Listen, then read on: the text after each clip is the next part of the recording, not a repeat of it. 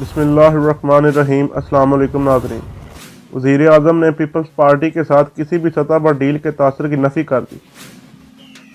वज़ीर आज़म ने कहा, सिंध में सबसे ज़्यादा करप्शन हुई है।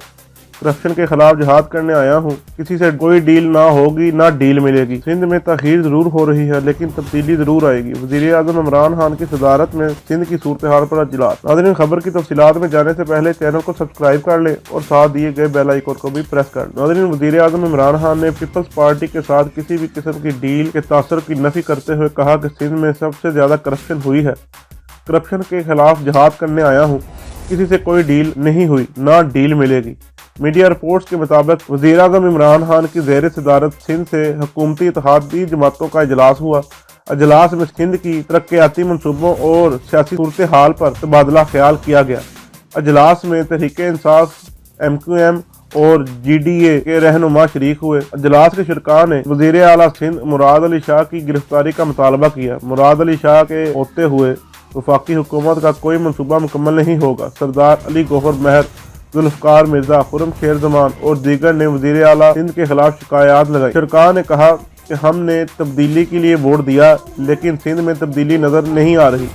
वफाक कोशिश कर रहा है, लेकिन वज़ीर आला सिंध तावन नहीं कर रहे। वज़ीर आज़म इमरान खान ने पीपल्स पार्टी के साथ किसी भी किस्म की डील के तासर को नफ़ी करते हुए कहा कि मुझे मालूम है सिंध में सबसे ज़्यादा करप्शन हुई है। मायूस होने की ज़रूरत नहीं, सिंध को करप्शन से पाक करेंगे। एहतसाब के सबसे ज़्यादा ज़रूरत सिंध में है। वज़ीर आज़म ने वज़ीर आला सिंध पर बरहमी का इज़हार करते हुए कहा कि करप्शन के खिलाफ जिहाद करने आया हूँ। किसी से कोई डील नहीं हुई, ना डील मिलेगी।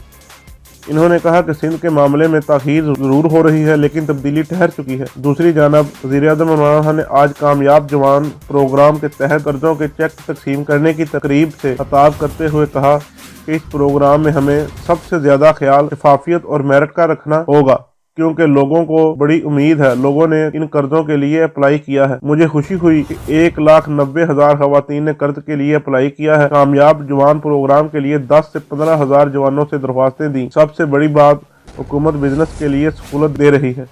इन्होंने कहा कि सबसे ज़्यादा नौकरियां टूरिज्म सेक्टर में मिलेंगी। हुकूमत का काम नौकरियां पैदा करना होता है। हुकूमत लोगों को रोजगार देने और कारोबार में आसानियां पैदा करेगी। पाकिस्तान कारोबार में सहूलत पैदा करने वाले ममालिक में 25वें नंबर पर आ गया। कारोबार में आसानी पैदा करने पर पाकिस्तान 28 पॉइंट ऊपर चला गया।